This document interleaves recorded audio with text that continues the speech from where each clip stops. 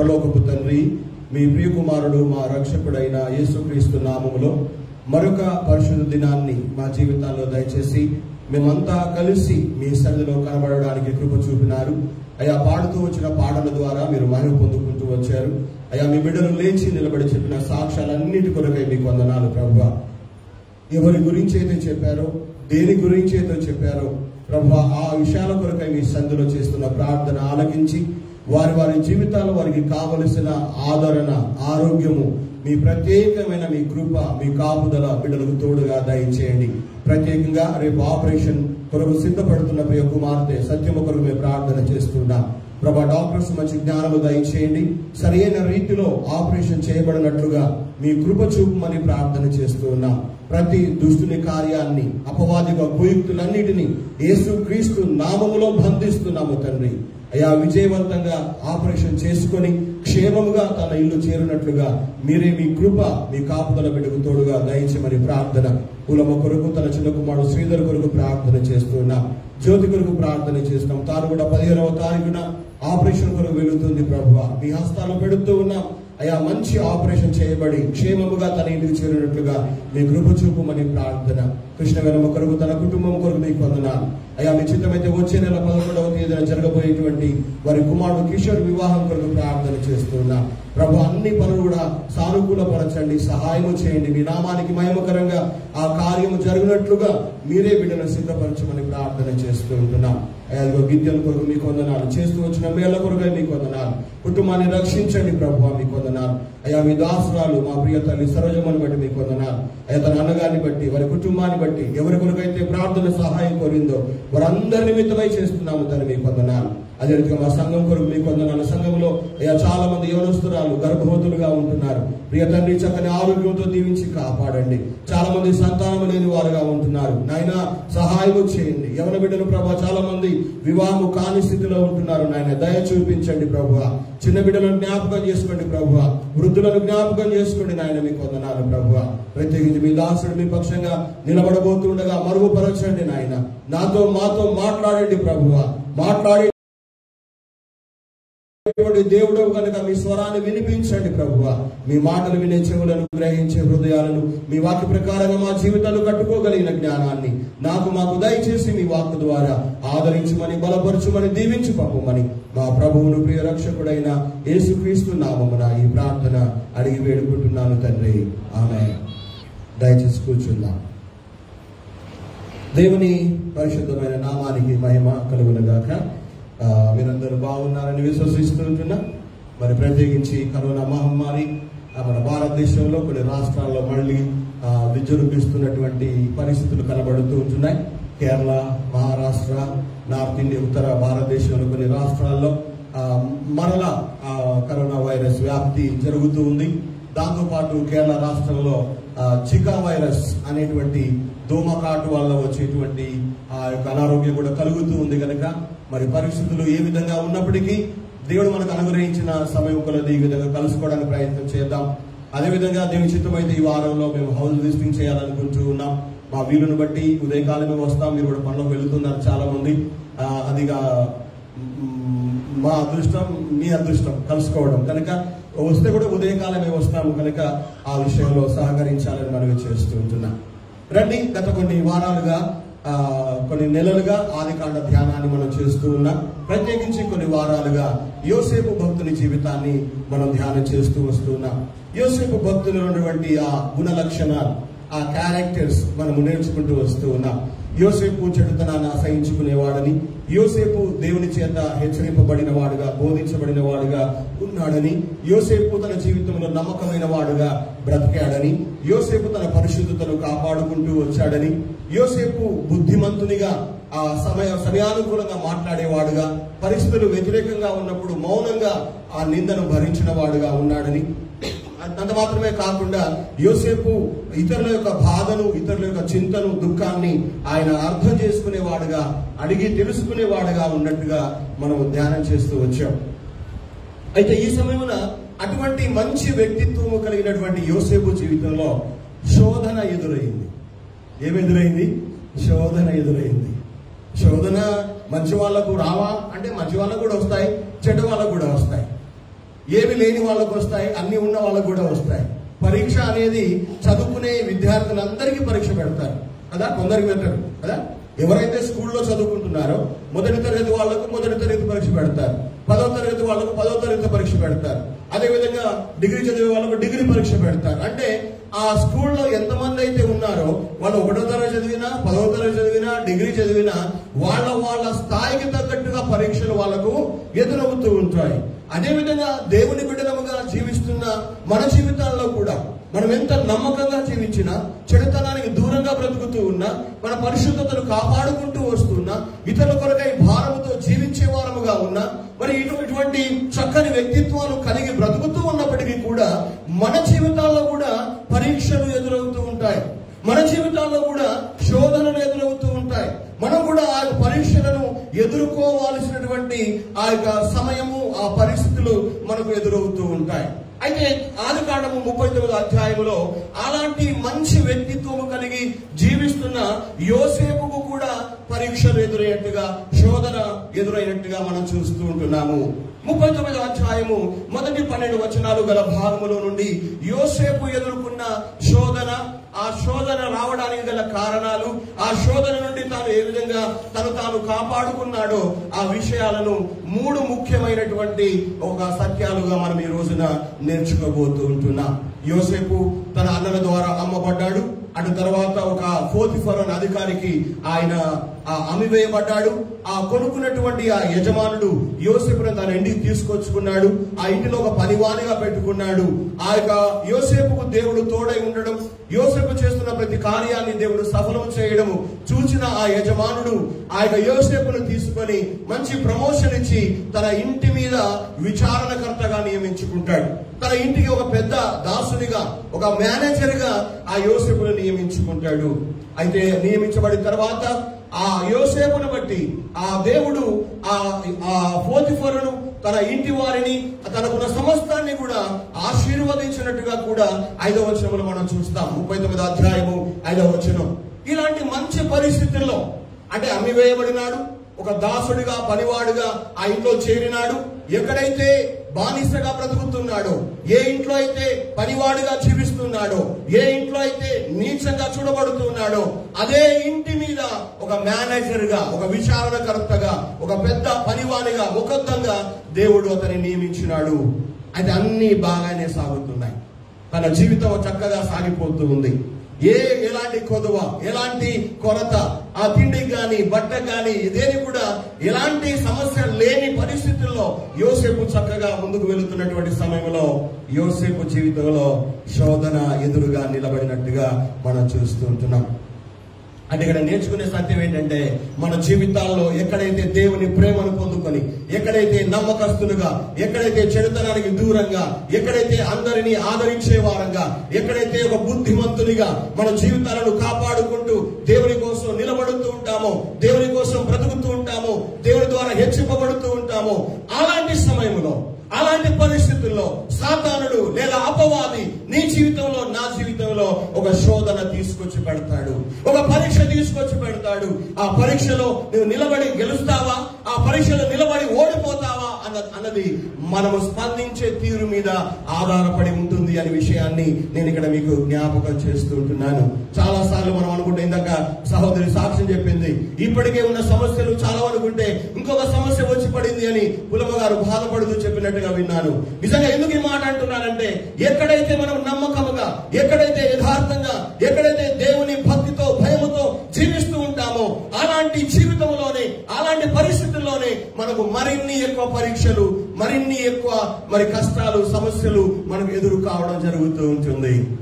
వీటన్నిటిని బట్టి మనం కృంగిపోక, వీటన్నిటిని బట్టి మనము నిరాశపడక, వీటన్నిటిని బట్టి నిజంగా బేకారైపోకుండా మన జీవితాల్లో ఇంకనూ దేవునిపై ఆధారపడి ముందుకు సాగి వెళ్ళడం యోసేపులాగా నేర్చుకుంటే మన జీవితాలు ఎంతో ఆశీర్వాదకరంగా ఉంటాయని నేను ఇక్కడ మీకు జ్ఞాపకం చేస్తూ ఉంటున్నా. అసలు యోసేపు జీవితంలో శోధన ఎదురు కావడానికి గల కారణాలు ఏంటి? అసలు ఎందుకు శోధన ఎదురైంది? శోధన రావడానికి యోసేపు జీవితంలో కావచ్చు, ఈనాడు వింటున్నటువంటి మన జీవితాల్లో కావచ్చు, అపవాది సాతాను ద్వారా శోధనలు మనకు ఎదురు కావడానికి గల కారణాలు 12 ఉంటాయి. చాలా మంది చెప్తారు కదా, ఏదో సావుకు 1000 కారణాలు 100 కారణాలని.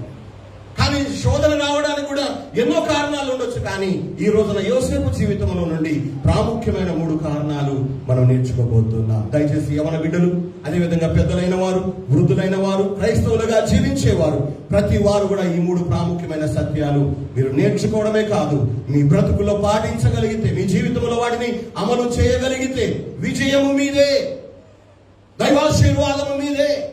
దేవుడు ఇంకా ఉన్న స్థాయి కంటే ఇంకా ఎక్కువగా హెచ్చించేవాడుగా ఉంటాడని నేను ఇక్కడ మీకు జ్ఞాపకం చేస్తున్నా. రండి, యోసేపు జీవితంలో శోధన రావడానికి గల 3 కారణాల్లో మొదటి కారణం ఆదికాండము 39వ అధ్యాయము, దయచేసి 6వ వచనము 7వ వచనము చదువుదాం.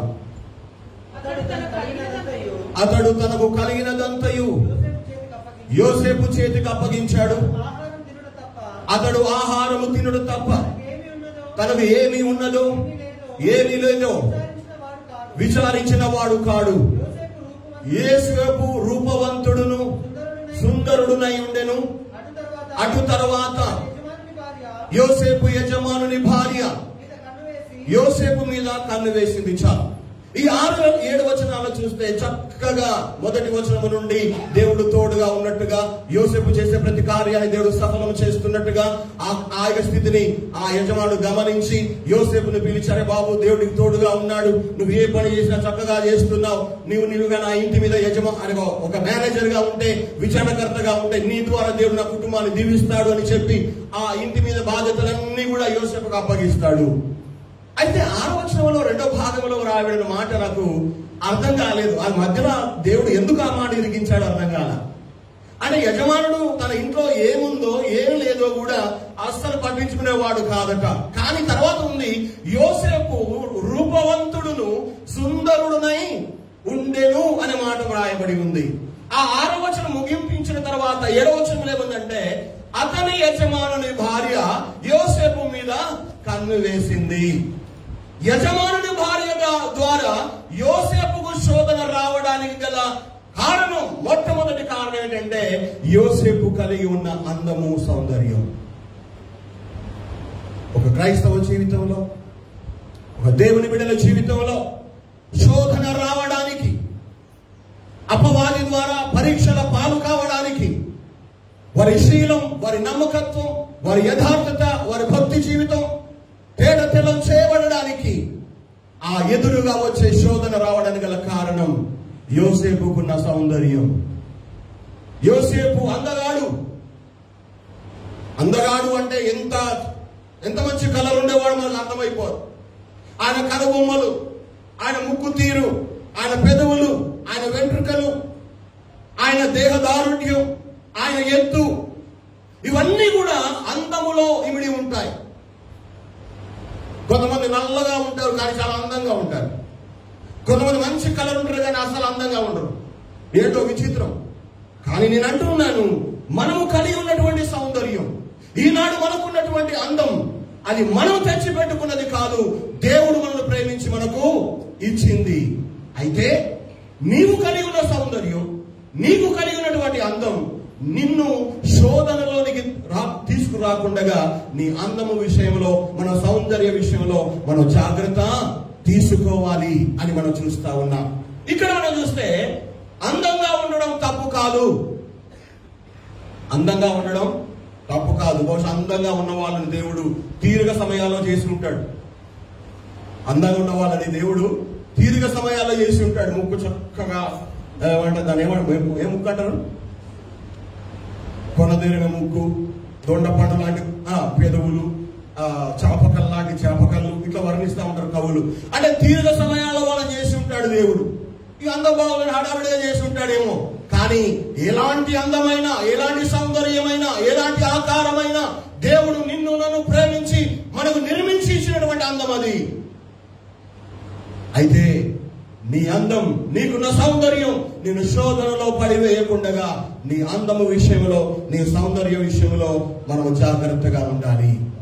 సామెతల గ్రంథకర్త రాస్తాడు, సామెతల గ్రంథం 31:30లో, అందము మోసకరము, సౌందర్యము వ్యర్థము అనే మాట రాయబడి ఉంది. ఎందుకు ఈ మాట చదువుతున్నాను అంటే, మన కలిగి ఉన్న అందం ఎన్ని రోజులు ఉంటుందండి? ఎన్ని రోజులు ఉంటుంది? కొంతమంది చచ్చేదాకా కూడా అందంగానే ఉంటారు, చనిపోయేదాకా కూడా అందంగా ఉంటారు. ఒక మంచి ఎదుగుతున్నటువంటి వయసులో బెడ్సీ లేకపోతే 4-5 సంవత్సరాల 6 సంవత్సరాల పిల్లలు చాలా చప్పిగా ఉంటారు కదా, బుగ్గలు చాలా మంచిగా ఉంటాయి, చూడగానే గిల్లాలని, చూడగానే వాళ్ళను ఏదో ముట్టాలని, ముద్దు పెట్టుకోవాలని, లేకపోతే ఏదో రకంగా టెంప్ట్ అవుతూ ఉంటారు.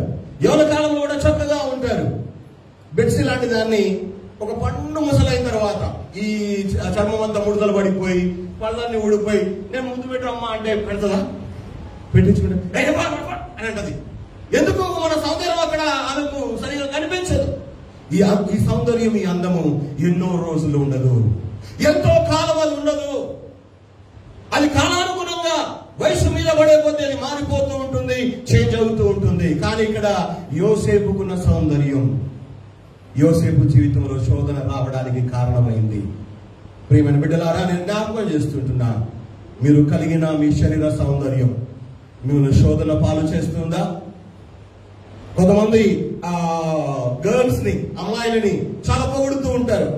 ఎంత బ్యూటిఫుల్ గా ఉన్నావు, ఎంత అందంగా ఉన్నావు, ఎంత చక్కగా ఉన్నారు అనేటువంటి రీతిలో చాలా ప్రలోభ పెట్టేటువంటి విషయాలు మనం చూస్తూ ఉంటాం. యోసేపు రూపవంతుడు, సుందరుడై ఉన్న కారణాన అతని యజమానుని భార్య అతనిని శోధించినట్టుగా వాక్యములో స్పష్టముగా మనం చూస్తూ ఉంటున్నాం. పేతురు భక్తుడు మనుషులకున్న అందం గురించి ఆయన ఇంకో మాట రాస్తాడు. 1 పేతురు పత్రిక 1వ అధ్యాయము 24వ వచనాన్ని చదివి సహాయం చేయండి. 1 పేతురు పత్రిక 1వ అధ్యాయము 24వ వచనం. సర్వ శరీరులు గడ్డిని పోలిన వారై ఉన్నారు, వారి అందమంతయు గడ్డి పువ్వు వలె ఉన్నది, గడ్డి ఎండును. గమనించేనా? సర్వ శరీరులు గడ్డిని పోలిన వారై ఉన్నారు, వారి అందమంతయు, వారి సౌందర్యమంతయు గడ్డి పువ్వును పోలి ఉన్నది. మార్నింగ్ పూట వెళ్ళండి చేళ్లలోకి, ఆ గడ్డిలో ఉన్న పూలు ఎంతో చక్కగా అనిపిస్తాయి. పగటి వరకు అవి వాడిపోయి రాలిపోతూ ఉంటాయి. ఎందుకు ఈ మాట చెప్తున్నానంటే, మానవునికి ఉన్నటువంటి అందము, సౌందర్యము కూడా అంతపాటిదే. ఈ రోజున గమనిద్దాము, ఈ రోజున మనము జాగ్రత్త పడదాము. దేవుని సన్నిధిలో దేవుడిచ్చిన అందాన్ని, సౌందర్యాన్ని బట్టి మన శోధనలకు గురి కాకుండా, శోధన పాలవకుండా, శోధనలో పడిపోకుండా దేవుడిచ్చినటువంటి సౌందర్యాన్ని దేవుని కొరకు, దేవుని మహిమ కొరకు వాడుతూ జాగ్రత్త పడి మనం ఈ లోకంలో జీవించవలసిన అవసరత ఎంతైనా ఉందని నేను ఇక్కడ మీకు జ్ఞాపకం చేస్తున్నా. చాలా సంవత్సరాల క్రితం మన తెలంగాణ రాష్ట్రంలో హైదరాబాద్ లో ఒక సంఘటన జరిగింది. నాకు తెలిసి ఆమె సాఫ్ట్వేర్ ఇంజనీర్ అనుకుంటాను, ప్రణీత, ఐ థింక్ సో, తప్పు కాకపోతే ఆమె పేరు. కొంతమంది ఆమె అందాన్ని బట్టి ప్రపోజ్ చేశారు, ఆమె నిరాకరించింది. ఆమె ముఖం మీద యాసిడ్ చల్లేశారు, చర్మం అంతా కాలిపోయి వికారంగా మారిపోయింది. ఈ మాట నేను ఎందుకు జ్ఞాపకం చేస్తున్నానంటే, నీకున్న అందం, దేవుడు నీకు ఇచ్చిన సౌందర్యం నిన్ను శోధనలకు లొంగ తీసుకోకుండా, నీ జీవితంలో శోధనకు కారణం కాకుండా, బాహ్య సౌందర్యాన్ని బట్టి అతిశయపడకుండా, వెలుపల ఉన్నటువంటి సౌందర్యాన్ని బట్టి విర్రవీగకుండా, బయటకు కనిపించే సౌందర్యాన్ని బట్టి గర్వపడకుండా, నిన్ను నువ్వు తగ్గించుకొని అంతరంగ స్వభావముతో, ఆంతరంగిక సౌందర్యంతో దేవునికి లోబడి జీవించడం మనం నేర్చుకుంటే మన జీవితాలు క్షేమముగా ఉంటాయని నేను ఇక్కడ మీకు జ్ఞాపకం చేస్తుంటున్నా. అదే 1 పేతురు పత్రిక 3వ అధ్యాయము 3-4 వచనాలు చదివితే పేతురు భక్తుడు ఎలాంటి సౌందర్యాన్ని కలిగి ఉండాలంటున్నాడు, ఎలాంటి అందము మంచిదని చెబుతున్నాడు. అక్కడ వ్రాయబడి ఉంది, జడలు అల్లుకోవడం, బంగారు నగలు పెట్టుకోవడం, వస్త్రాలు ధరించుకోవడం అనేటువంటి వెలుపటి అలంకారము మీకు అలంకారముగా ఉండక, సాధువైనట్టు మృదువైనట్టునైనా గుణమును అక్షయాలంకారము గల మీ హృదయపు అంతరంగ స్వభావము మీకు అలంకారముగా ఉండవలెను, అది దేవుని దృష్టికి విలువగలది. ఏ సౌందర్యం దేవుడు కోరుతున్నాడు? ఆంతరంగిక సౌందర్యం, బయట ఉన్న సౌందర్యం కాదు. అందుకు లలిత పత్రికలో రాయబడింది, దేవుడు నరుని వేషము చూసే దేవుడు కాదట. నువ్వు ఎంత అందంగా ఉన్నావు దేవునికి అక్కర్లా, నువ్వు లోపల ఎంత బాగున్నావో దేవుడు అది కావాలి, దేవునికి కావాలి. ఈ రోజున చూడ నల్లగా ఉన్నావేమో, నీ ఆంతరంగిక స్వభావం, ఆ అలంకారం బాగుంటే దేవుని దృష్టిలో నువ్వు గొప్పదానివే, మనం గొప్పవాళ్ళమే. ఈ రోజున చాలా మంది ఈ రోజున నేటి దినాల్లో అందాన్ని కాపాడుకోవడానికి ఇస్తున్నటువంటి ప్రయారిటీ మిగతా వాటికి ఇవ్వడం లేకపోతున్నారు. ఇల్లు పరిశుభ్రంగా ఉండాలి, ఒళ్ళు పరిశుభ్రంగా ఉండాలి, నీట్గా ఉండాలి, చక్కగా ఉండాలి, పరిశుద్ధంగా ఉండాలి అని కోరుకునే వాళ్ళు చాలా తక్కువ.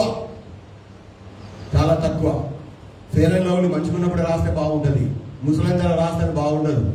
గుర్తుంచుకోండి. ఎందుకు ఈ మాట అంటున్నానంటే, ఎందుకు చెప్తున్నానంటే, జడలు అల్లుకోవడం, బంగారు పెట్టుకోవడం, వస్త్రాలు ధరించడం, ఈ బాహ్యముగా కనబడేటువంటి అలంకారం మీకు అలంకారంగా ఉండక, మృదువైన సాధువైన గుణమనేటువంటి అలంకారం మీకు అలంకారంగా ఉంటే, అలాంటి సౌందర్యం మనం కలిగి ఉంటే దేవుని దృష్టిలో మనం ఎంతో విలువైన వారము, గొప్పవారమని వాక్యం ద్వారా మనం చూస్తూ ఉంటున్నాం. చాలా సార్లు అంతా ఉల్టా దొరుకుతుంది. బైబిల్లో కూడా ఉన్నారు ఇద్దరు భార్య భర్తలు, అబిగయీలు, నాబాలు కదా. అబిగయీలు మంచి సౌందర్యరాలంట, మంచి అందం గల స్త్రీ అంట అబిగయీలు. నాబాలు ఎలాంటి వాడు? నాబాలు మొరటోడు, మోటోడు కదా. ఆమె చాలా అందంగా ఉంది, ఈయనేమో మొరటోడు. చాలా సార్లు మన జీవితాల్లో చూస్తాము, అందాన్ని బట్టి, సౌందర్యాన్ని బట్టి విర్రవీగిన ఎంతో మంది, తమకున్నటువంటి అందాన్ని బట్టి చూసుకొని మురిసిపోయినటువంటి ఎంతో మంది, ముఖ్యంగా ఈ సినిమా ఫీల్డ్ లో ఉన్న వాళ్ళు కావచ్చు, క్రీడా రంగంలో ఉన్న వాళ్ళు కావచ్చు, మోడలింగ్ చేసే వాళ్ళు కావచ్చు, తమ అందానికి ఎంత ప్రయారిటీ ఇస్తారంటే అందం చెడిపోకుండా కాపాడుకుంటారు. నేను ఒకసారి చదివాను పేపర్లో, అది తక్కువ రకం వెళ్ళదు కానీ, కొంతమంది అందం చెడిపోతుందని కన్న పిల్లలు కూడా పాల్గొకుండా ఉండే వాళ్ళు ఉన్నారట. ఎంత దౌర్భాగ్యం అండి. కన్న పిల్లలు కూడా పాలు ఇవ్వని తల్లులు ఎంతమంది ఉన్నారు. పాలు తాగితే అందం చెడిపోతుందని. Is it right? నో. వాక్యంలో మనం చూస్తున్నాం, వాక్యాన్ని నేర్చుకుంటున్నాం.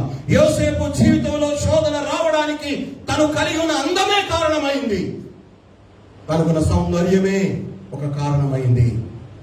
కనుక నీ జీవితంలో, నా జీవితంలో దేవుడిచ్చిన ఎలాంటి అందమైనా సరే, ఎలాంటి సొగసైనా సరే, ఎలాంటి స్వరూపమైనా సరే, ఎలాంటి సౌందర్యమైనా సరే, ఆ సౌందర్యం మన ఆత్మీయ జీవితాలకు అడ్డుపడకుండా, ముఖ్యంగా శోధనకు మనల్ని తీసుకొని వెళ్లకుండా మనము జాగ్రత్త పడాలి అనే విషయాన్ని, సత్యాన్ని మనం అక్కడ నేర్చుకుంటూ ఉన్నాము. రెండవదిగా, యోసేపు జీవితంలో శోధన రావడానికి గల రెండవ కారణం ఏంటో అదే అధ్యాయంలో మనం చూద్దాం. మొదటి కారణం అందము. తనకున్న అందం తన శోధనకు కారణమైంది. రెండవ కారణం చూద్దాం. అదే ఆదికాండము 39వ అధ్యాయం దయచేసి 10వ వచనం. దినదినము ఆమె యోసేపుతో మాట్లాడుతూ వచ్చింది అని మనం చూస్తున్నాం. చాలు. యోసేపు జీవితంలో శోధన రావడానికి గల రెండవ కారణం ఏంటంటే దినదినము మాట్లాడడం, దినదినము అవే మాటలు వినడం, దినదినము అదే విషయాన్ని వినడం. అంటే ఇక్కడ మనం చూడాలి సత్యం ఏంటంటే, దినదినము ఆమె యోసేపుతో మాట్లాడుతూ వచ్చింది. యోసేపు మాట్లాడాడు లేదు అక్కడ మనకు లేదు. యోసేపు మాట్లాడాడో మాట్లాడలేదో అక్కడ రాయబడలేదు. కానీ ఆమె మాత్రం యోసేపుతో దినదినము అంటే అదే మాట, అదే విషయం పదే పదే మాట్లాడుతూ రావడం జరిగింది. గమనిస్తున్నారా? నేను చెప్పే మాటలు ఉన్న సత్యాన్ని గ్రహిస్తున్నారా? నేను చెప్పే మాటలు ఉన్న పరమార్థాన్ని, అదే విషయాన్ని, అదే మాటలు పదే పదే మాట్లాడడం. అంటే మనుషులు మాట్లాడే విస్తారమైన మాటలు, మనం మాట్లాడేటువంటి ఒక ఆలోచన లేకుండా మాట్లాడేటువంటి మాటల ద్వారా కూడా మన జీవితాల్లో శోధన ఎదురు కావచ్చు. ఈనాటి రోజుల్లో చాలా చక్కని ఫెసిలిటీస్ వచ్చాయి, ఎన్నో సౌకర్యాలు, ఎన్నో సాధనాలు మన చేతుల్లో ఉంటున్నాయి. మచ్చుకు మొబైల్ ఫోన్స్ ఉండడం తప్పు అని చెప్పట్లేదు. టెక్నాలజీ పెరిగింది, సైన్స్ పెరిగింది, అన్ని అందుబాటులోకి వచ్చేస్తున్నాయి. అఫ్ కోర్స్ మంచిదే, తప్పు అని చెప్పట్లేదు. వాడాలి, వాడుకోవాలి. కానీ జాగ్రత్త. నువ్వేం మాట్లాడుతున్నావు, ఏ విషయం మాట్లాడుతున్నావు, ఎంతసేపు మాట్లాడుతున్నావు, ఎక్కడ మాట్లాడుతున్నావు? నీవు మాట్లాడే మాటలే నీ జీవితంలో శోధన రావడానికి కారణమవుతుంది.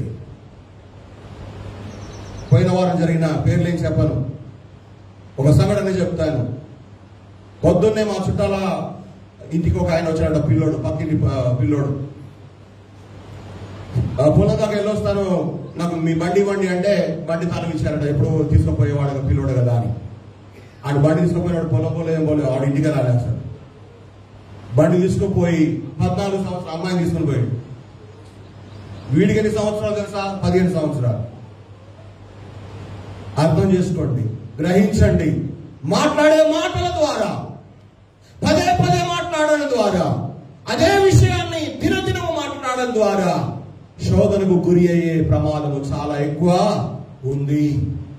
ఈనాడు సాతానుడు, అపవాది కూడా ఎన్నో రకాల సౌకర్యాలు, సాధనాలు మనుషుల చేతుల్లో పెట్టేశాడు. ఇంతకు చెప్పినట్టుగా మొబైల్ ఫోన్ గురించి చెప్తాను. ఇంతకు ముందు రీఛార్జ్ చేసుకుంటే మాట్లాడిన కొద్ది డబ్బులు కట్ అయిపోయేవి, పైసలు అయిపోతాయని చెప్పి మిస్ కాల్ ఇచ్చేవాళ్ళం. అనగానే పని చేసేవాడు, మళ్ళీ వాళ్ళు చేయాలి ఒకప్పుడు. ఇప్పుడు unlimited calls, unlimited data, any time anywhere. రాత్రి పగలు, పొద్దున మధ్యాహ్నము ఎంతసేపు అయినా మాట్లాడుకోవచ్చు, ఎవరితోనైనా మాట్లాడుకోవచ్చు, ఎక్కడి నుంచి అయినా మాట్లాడుకోవచ్చు, ఎక్కడికైనా మాట్లాడుకోవచ్చు. No limit. అపవాది ఎంత తెలివిమంతుడో మనం గమనిద్దాం. అపవాది ఎంత కుయుక్తిపరుడో ఆలోచన చేద్దాం.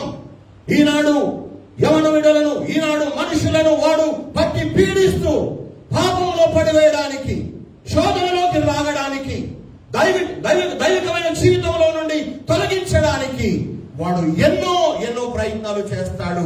ఆ ప్రయత్నాలు ఒకటి ఏంటంటే మాటికి అదే విషయం దినదినము మాట్లాడుతూ ఉండడం.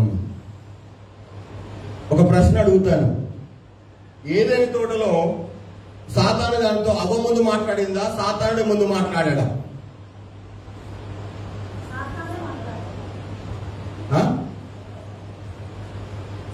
ఏదైనా తోటలో హవ్వతో సాతాను ముందు మాట్లాడా, హవ్వ ముందు మాట్లాడిందా?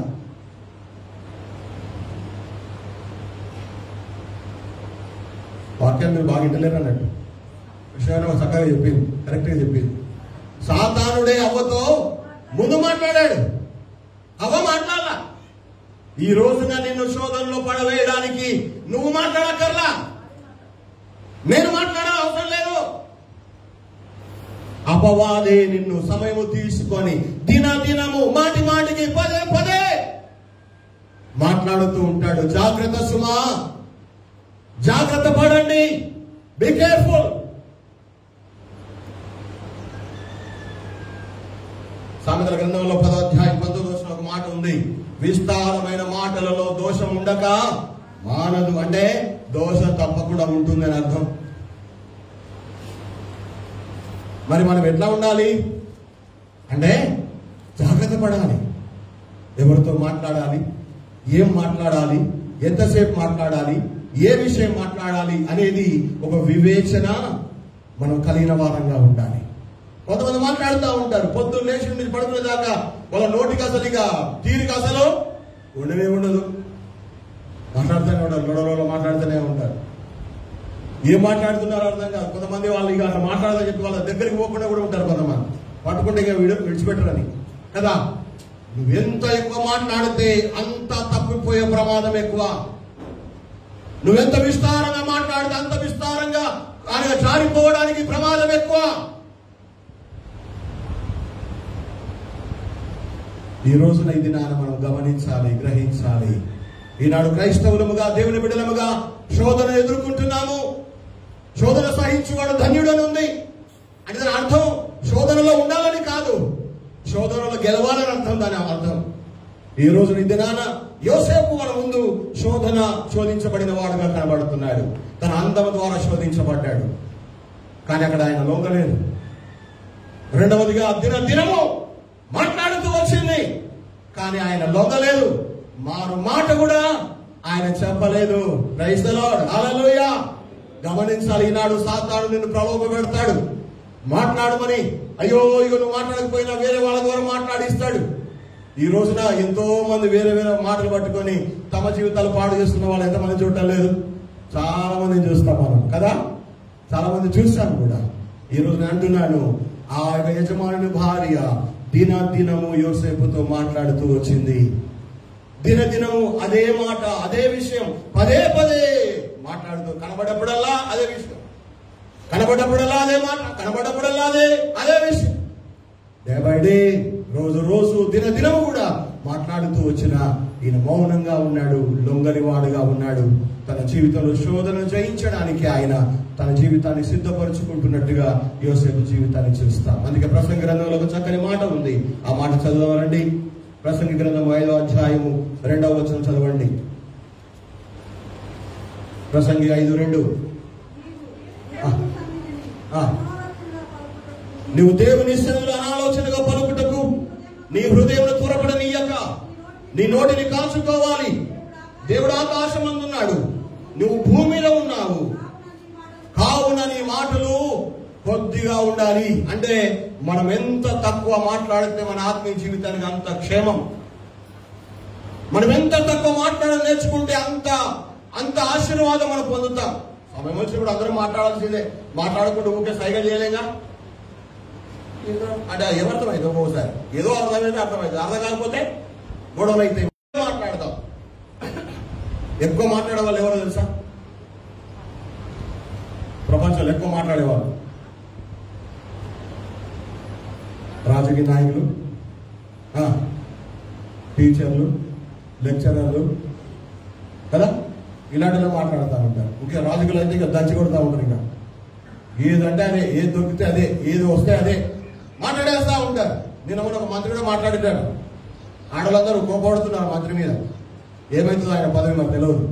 ఎందుకు ఈ మాటలు అంటున్నానంటే, మాట్లాడే మాటల్లో కనుక జాగ్రత్త పడకపోతే, జాగ్రత్త వహించకపోతే శోధనలో పడతావు, శోధనకు గురి అవుతావు. జాగ్రత్త గమనించాలి. యోసేపు జీవితంలో శోధన రావడానికి గల కారణాలు: మొదటిది తన అందం, రెండవది తన జీవితంలో తను వింటున్న మాటలు. ఈ రోజున నీవేం వింటున్నావు? నువ్వేం మాట్లాడుతున్నావు? మనమేం మాట్లాడుతున్నాం?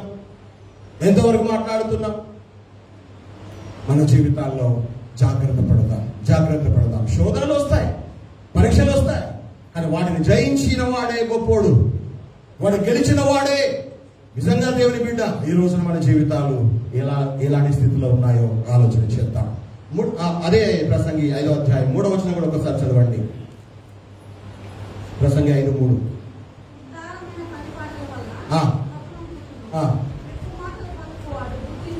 గమనించారా? విస్తారమైన పనులు పెట్టుకుంటే కలలు పడతాయి.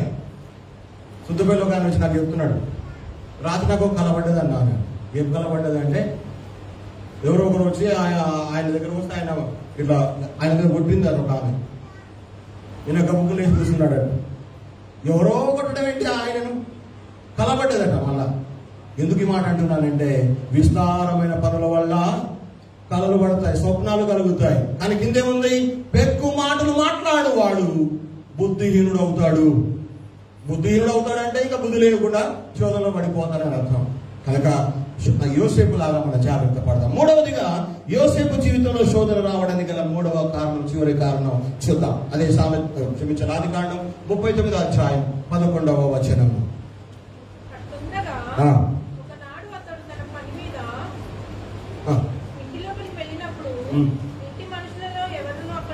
చాలు. యోసేపు జీవితంలో శోధన ఎదురు కావడానికి గల మూడవ కారణం ఏంటంటే ఒంటరిగా ఉండడం. ఆ దినాన, ఆ సమయాన, ఆ ఆ ఇంట్లో యోసేపు తప్ప ఎవరు లేరట. చిన్న పనులున్నా బాగుండు, ఇంకా వేరే పనులున్నా బాగుంటుండే. కానీ ఆ రోజున ఆ సమయంలో యోసేపు ఒంటరి వాడుగా కనబడ్డాడట. ఒక్కడే ఉండిపోయాడట ఆ ఇంట్లో. అంటే ఒక వ్యక్తి జీవితంలో శోధన రావడానికి గల మూడవ కారణం ఏంటంటే ఒంటరితనములో జీవించడం. ఒంటరితనం అంటే ఇంగ్లీష్లో బాగుంటుంది అన్నమాట, లోన్లీనెస్ కదా. ఎవ్వరు రావద్దు, వీళ్ళెవ్వరి దగ్గరికి పోదు, నా జీవితం నాది, గిరిగీసుకొని బతుకుతూ ఉంటారు, గిరిగీసుకొని బ్రతుకుతూ ఉంటారు. యోసేపు శోధన రావడానికి గల మూడవ కారణం ఏంటంటే ఒంటరిగా ఉండడం. ఆ రోజే ఒంటరిగా ఉన్నాడు, మరి వేరే రోజులో ఒంటరిగా లేడేమో. వేరే వాళ్ళు కూడా ఉంటే ఆ సందర్భం వచ్చేది కాదేమో, ఆ శోధన ఎదురయ్యేది కాదేమో. వేరే వారు కూడా ఆ సమయంలో ఉంటే, ఆ రోజున ఆ సమయాన యోసేపు ఒంటరి వాడుగా అక్కడ ఉన్నాడు. ఆ ఒంటరి వాడుగా ఉన్నప్పుడు పోతిఫర్ భార్య యోసేపును శోధించింది. మన జీవితాలు కూడా సేమ్. నిన్ను ఎప్పుడైతే ఒంటరిగా చేసుకుంటావో, ఒంటరిగా ఉండడానికి ప్రయత్నం చేస్తావో, ఒంటరితనంలో ఉండడానికి ఇష్టపడతావో, అందరికి దూరంగా, అన్నిటికి దూరంగా, దేవునికి దూరంగా నిన్ను నీవు ఒంటరితనంలోకి తీసుకువెళతావో, సాతానుకు దొరుకుతావు. జాగ్రత్త. సాతాను నిన్ను పట్టుకుంటాడు, జాగ్రత్త. నిన్ను శోధిస్తాడు, జాగ్రత్త. అవ్వ దగ్గరకు వచ్చి ఎప్పుడు మాట్లాడాడు? ఆదాము ఉన్నప్పుడు వచ్చి మాట్లాడా సాతానుడు? సాతానుడు అవ్వతో మాట్లాడేటప్పుడు ఆదాము హవ్వ పక్కన లేడు. హవ్వ పక్కన ఆదాము ఉంటే సాతానుడు అసలు మాట్లాడేవాడు కాదు, నాకు తెలియదు. బహుశా నేను అనుకుంటాను మాట్లాడేవాడు కాకపోవచ్చు. ఆదాము లేని సమయంలో, హవ్వ ఒంటరిగా ఉన్న సమయంలో, ఆమెతో ఎవరు లేనటువంటి ఆయన సమయంలో సాతానుడు వచ్చాడు, హవ్వతో మాట్లాడడం, ముచ్చటేసుకొని కూర్చున్నాడు. ఇది నిజమా అని దీర్ఘాలు తీసి మాట్లాడాడు. అవునా? మనం కూడా ఎప్పుడైనా ఒంటరిగా ఉంటే కూడా వచ్చి మాట్లాడుతున్నారు, దీర్ఘాలు తీసి సాగనీసి మాట్లాడుతూ ఉంటారు కొంతమంది. లేనిపోని విత్తనాలు మన మనసులో జల్లేసి మిన్నకుండా వెళ్ళిపోతారు. మా రూబనే బాగా చెప్తాడు, కొత్తగా పెళ్ళైందట, 6 నెలలు 10 నెలల మధ్య సంతానం చేసుకున్నారంట. ఒక పోరుగావిడ వచ్చిందంట, కొత్తగా పెళ్ళైన కోడలికి దగ్గరికి. అంత మంచిగా అయింది, అట్లా అయింది, ఇట్లా అయింది. అసలు నీకు సంగతి తెలుసా అన్నదంట. ఏ సంగతి? నువ్వు పోయి విని చేసుకున్నావు, వీళ్ళంతా ఉప్పరోళ్ళు, ఎప్పుడు ఉప్పు ఉంటారు వీళ్ళు,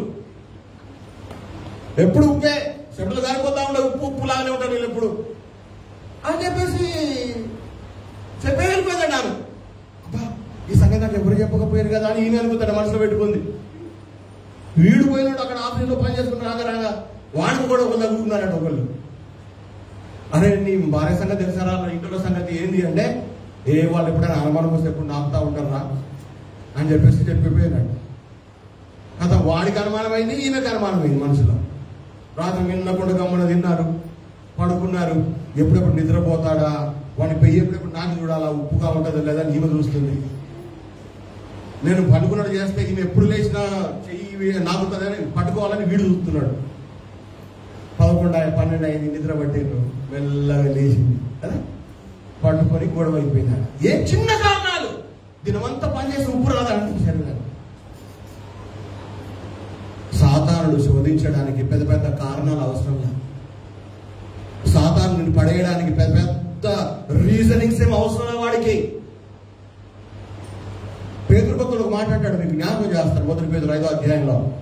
మీ విరోధి అయిన అపవాది ఎవరిని మృంగుతున్నా అని గతించు సింహం వలె వెదుగుచూ తిరుగుతున్నాడు అని ఉంది అక్కడ.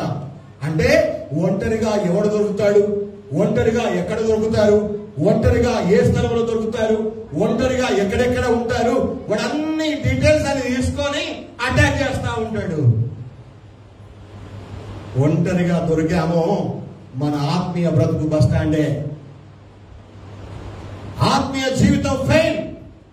ఇక్కడ కూడా యోసేపు ఒంటరిగా ఉన్నప్పుడు సైతాన్ గాడు వచ్చాడు అమ్మగారి రూపంలో, వచ్చి శోధించినట్టుగా మనం చూస్తున్నాం. కాబట్టి ఒంటరిగా ఉండక ఏం చేయాలి? జంటలుగా ఉండాలి. మరి సుద్దుపల్లిలో పాడపడారు, ఇక్కడే ఉన్నావు నా పక్కనే ఉన్నావు అని. నిజంగా మనం దేవుడు మన పక్కన ఉంటే మంచిదా, మనం దేవుడి పక్కన ఉంటే మంచిదా? పాడారు, ఇక్కడే ఉన్నావు నా పక్కనే ఉన్నావు అని పాడపాడు, మంచి పాడే.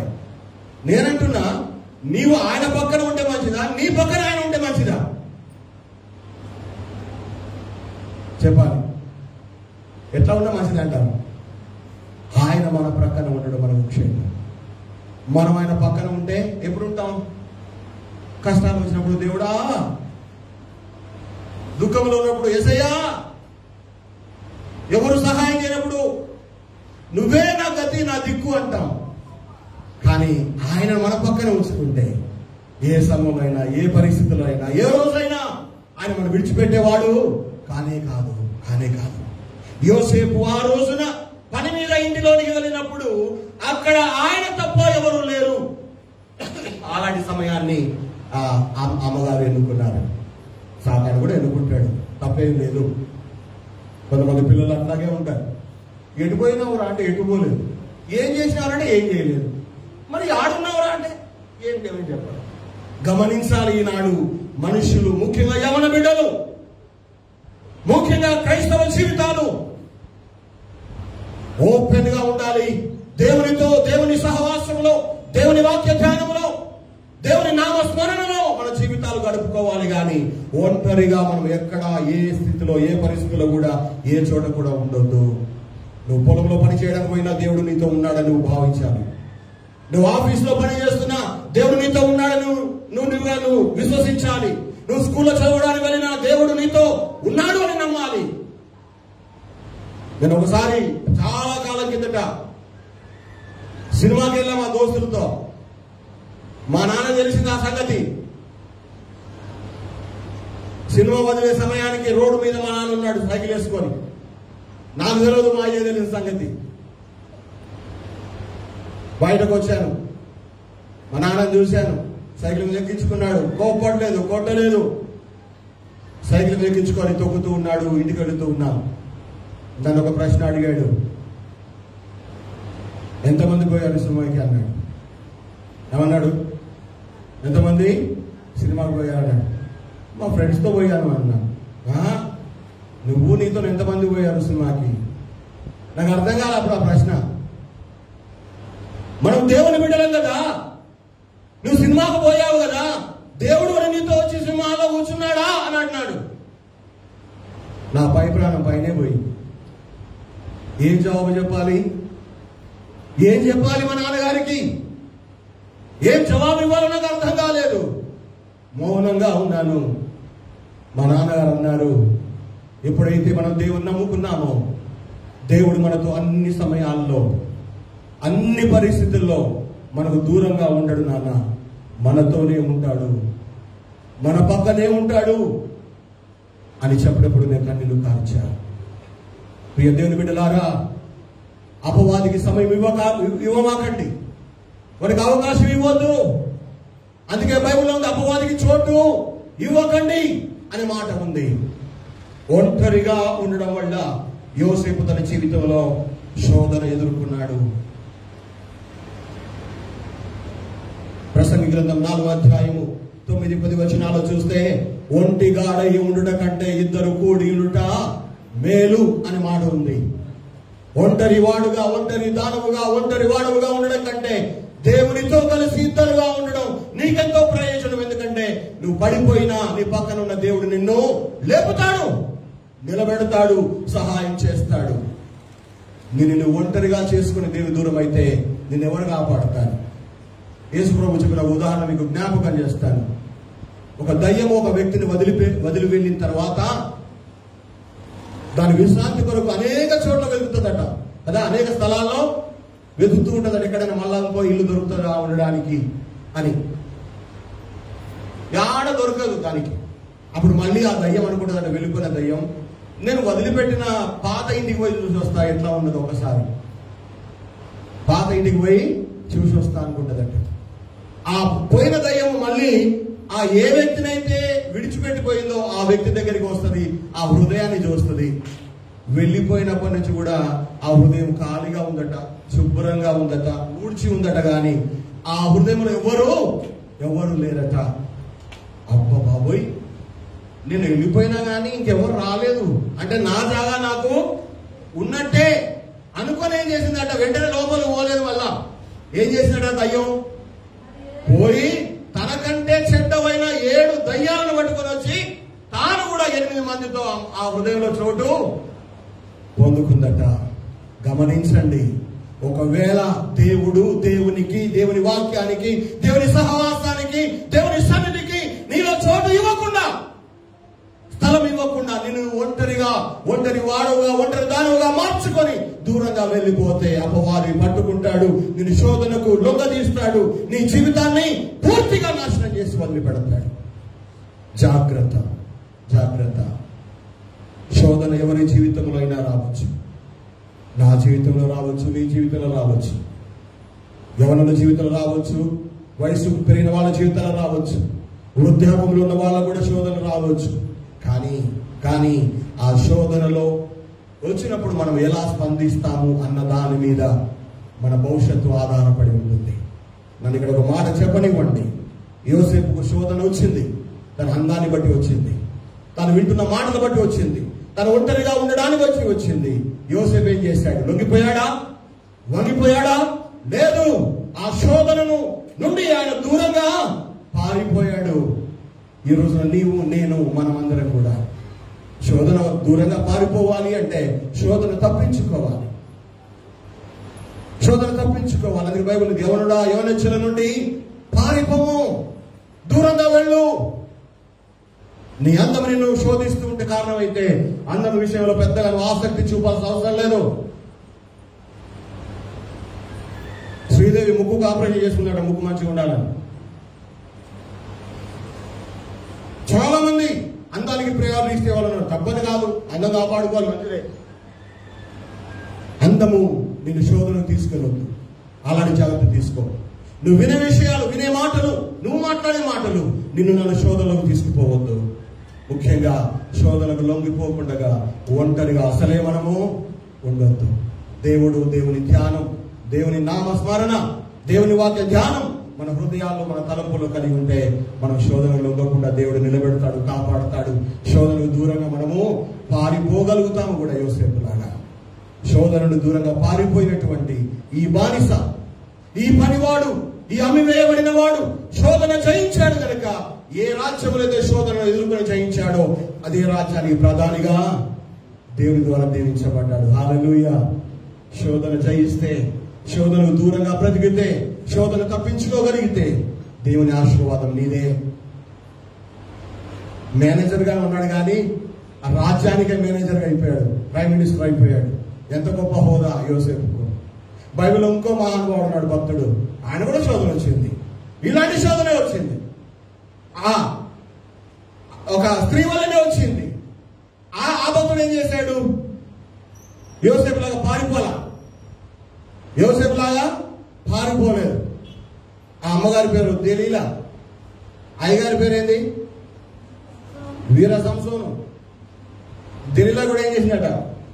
మాటికి నీ రహస్యం ఏంది, నీ బలం దేంట్లో ఉంది, నేను ఇంత మంచిగా చూసుకుంటా, నాకు చెప్పవా? నా సిగ్గు తీసినావు, నా పరువు తీసేసినావు అని రోజు శోధించిందట కదా, బైబిల్ ఉంది. మాటికి విసిగించిందట. ఇక విసిగిపోయి ప్రాణం పోయిన పర్వాలేదు కదా అని చెప్పేశాడు మనోడు. అంత విసిగిపోయే బదులు ఆవిడ విడిచిపెట్టిపోవచ్చు కదా. అంత విసిగిపోయి చెప్పడం కంటే దెలీలాకు దూరం కావచ్చు కదా. నువ్వు కాకపోతే నేను వేరే వాళ్ళని చేసుకుంటా అని చెప్పేసి. కానీ అట్లా చేయలే మరి సంసోను. ఎక్కడో ఉండాల్సిన సంసోను ఏమైపోయాడు? గుడ్డివాడైపోయాడు. దేవత మందిరంలో తిరగలిగిస్తే వాడైపోయాడు. సంఖ్యలతో కట్టబడ్డాడు. అంత మాత్రమే కాదు, తను తాను చంపుకోవాలనుకున్నాడు, చచ్చిపోయాడు. ఎంత దౌర్భాగ్యం అండి. శోధన జయించిన యోసేపు రాజ్యాధికారానికి వచ్చాడు. శోధన జయించలేని సంసోను తన ప్రాణాలు తానే తీసుకున్నాడు. ఈ రోజున నీకు ఎదురే పరీక్ష నువ్వు జయించి గొప్పవాడవుగా దేవుని ఆశీర్వాదం పొందాలనుకుంటున్నావా? సంసోను లాగా దానికి లొంగి దానికి వంగి శోధనలో పడిపోయి నీ జీవితాన్ని నువ్వే పాడు చేసుకోవాలనుకుంటున్నావో ఆలోచన చేయి, నిర్ణయం తీసుకో. ఫలితం నీ ముందు ఉంది, దాని రిజల్ట్ నువ్వు చూస్తావు. అందుకే ప్రకటన 2:10 ఉంది, అపవాది మిమ్మలను శోధించడానికి మిమ్మలను చెరసాలలో వేస్తాడు, 10 దినములు శ్రమ కలుగుతుంది, మరణ వరకు నమ్మకంగా ఉండము, నేను జీవ కిరీటము ఇస్తాను. 10 దినాలు అనేది ఉందాడా? 10 దినాలు, 5 దినాలు అనొచ్చు, 7 రోజులు అనొచ్చు, ఇంకా కొన్ని రోజులు అనొచ్చు, 10 రోజులు. సాధారణంగా పుట్టింటి వాళ్ళు వచ్చి అమ్మాయిని తీసుకుపోయేటప్పుడు ఏమంటారు? 10 దినాలు ఉంచుకొని పంపిస్తుంది అనా? 10 దినాలు అంటే 10 దినాలు కావచ్చు, 5 రోజులే కావచ్చు, 15 రోజులు కూడా కావచ్చు. 10 దినములు శ్రమ కలుగును అంటే నువ్వు శోధింపబడేదాకా, నువ్వు శోధనకు లొంగేదాకా అపవాది ప్రయత్నం చేస్తూనే ఉంటాడు. నువ్వు నమ్మకంగా ఉండడం నేర్చుకో, ధైర్యంగా ఉండడం నేర్చుకో, వంగిపోకుండా ఉండడం నేర్చుకో, లొంగిపోకుండా ఉండడం నేర్చుకో.